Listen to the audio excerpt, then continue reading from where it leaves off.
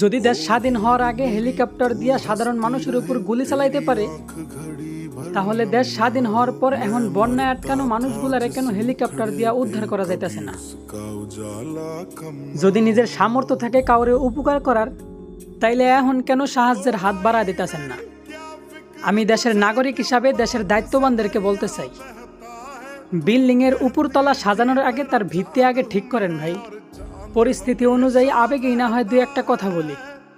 আমরা সাধারণ মানুষের জন্য অত দামি ম্যাটেরিয়ালের দরকার নেই। আমরা রিক্সা অথবা লোকাল বাসেই চললে অভ্যস্ত ভাই। আমরা তো পদ্মা নদী লঞ্চ আর ফেরি দিয়েও পার হয়েছিলাম।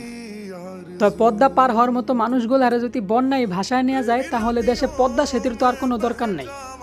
যদি সত্যি এই দেশ আর দেশের সাধারণ মানুষের জন্য কিছু করতে চান, তাহলে দেশের শেষ সীমান্তগুলোতে শক্ত করে বাঁধ তৈরি করেন, যাতে কেউ ইচ্ছা করলেই তাদের ঢলকানো পানিগুলো আমাদের দিকে ছুঁড়ে